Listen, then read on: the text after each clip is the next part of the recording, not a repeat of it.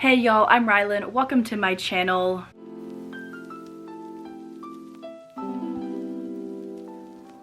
Today we are going to be talking about 10 books that I want to read before the end of 2025. I see this trend pop up on booktube every year.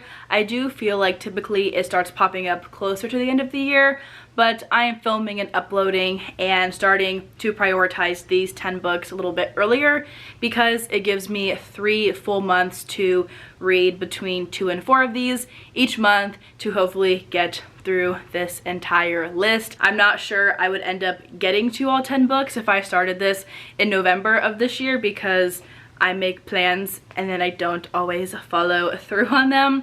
So we're starting this a little bit early. I want to prioritize and focus on these 10 books starting now, and hopefully we'll be able to get through all of them. I have a mix of thrillers, romance, and fantasy books in front of me that we're going to chat about. Almost half of them are thrillers because that is just my preferred genre right now. I also am hosting a thriller and horror and mystery focused readathon in October, and some of these books I'll be reading for that readathon.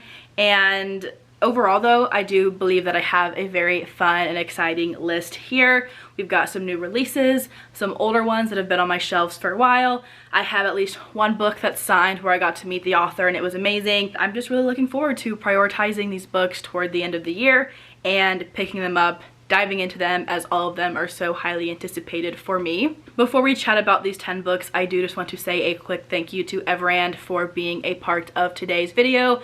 Everand is an audiobook, ebook, and podcast subscription service. I have a 30-day free trial link in my description down below if you want to try this service out for yourself. I've officially been using it for over a month now.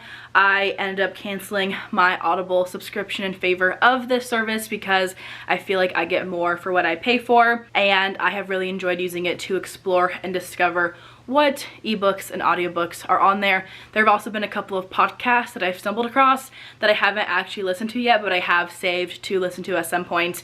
If you are interested in using this free trial, again, I have a link in the description, but if you're also interested in adding on a subscription, there is a standard service that is $11.99 a month and includes 1 credit for a premium title, as well as access to thousands of other free content they have with the subscription.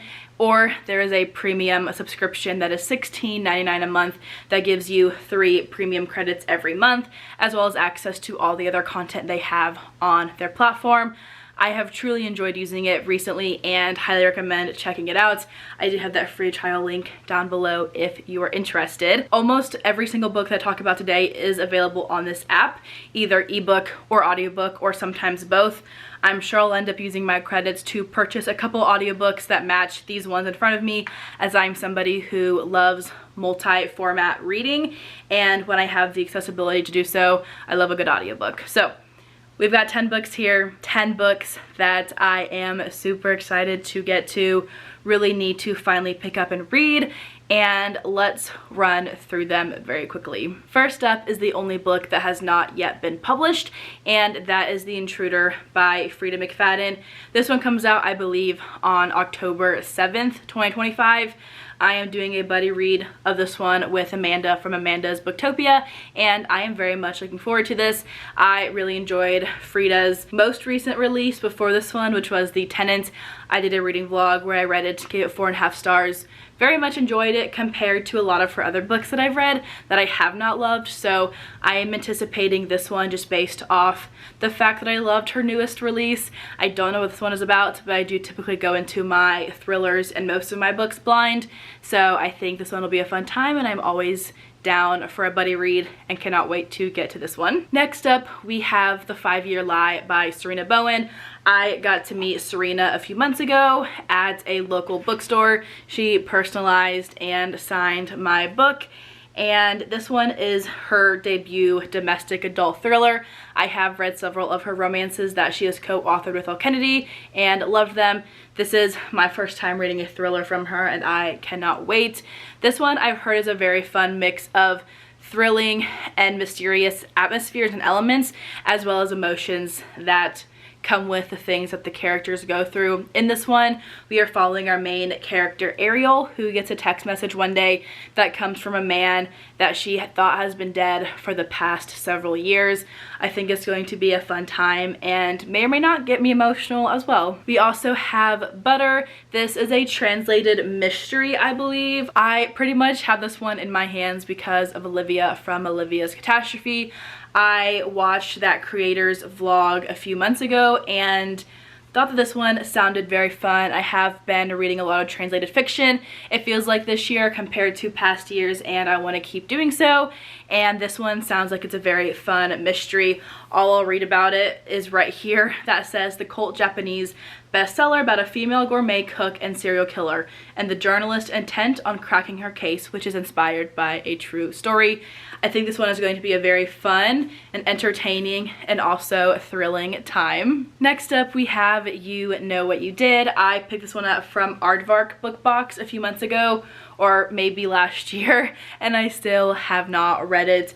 This one, though, is about a first-generation Vietnamese American artist who has to deal with nightmares from both her past and her present that come back to light.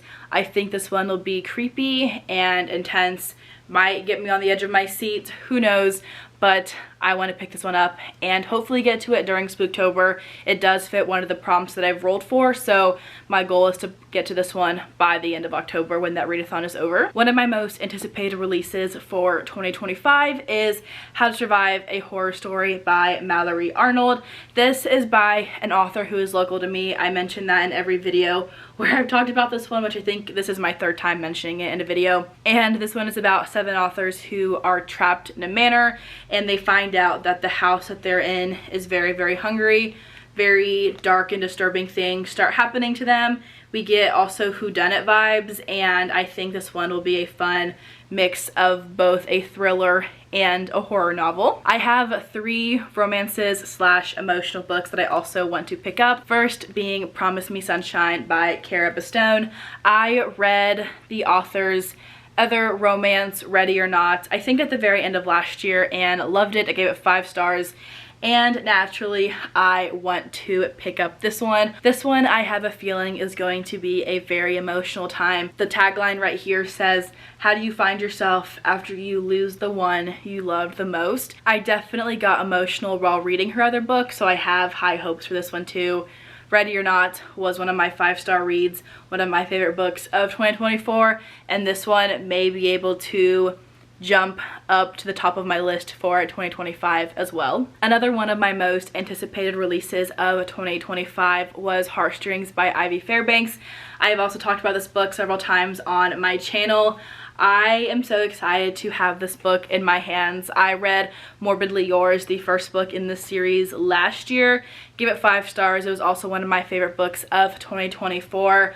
I still think about that story so much. It is one of the books that I attribute to really developing my love of the friends to lovers trope, and I'm very excited to pick up this one before the end of the year. This one follows the cousin of the female main character from the first book.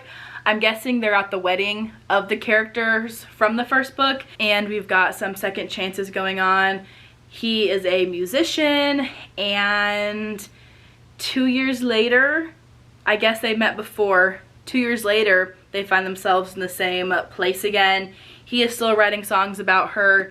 She doesn't want to give him a second chance, but this is their love story. It sounds so cute. I cannot wait to pick it up. I really liked Ivy Fairbanks' writing and storytelling in Morbidly Yours, and think this one will be just as fun, if not better. I also think I cried in Morbidly Yours, so maybe that will happen with this one too. The last potentially emotional read that I have on this 10 Before the End is When Haru Was Here by Dustin Thau. I read the author's debut, You've Reached Sam, years ago as a NetGalley arc, and sobbed the entire time I was reading it.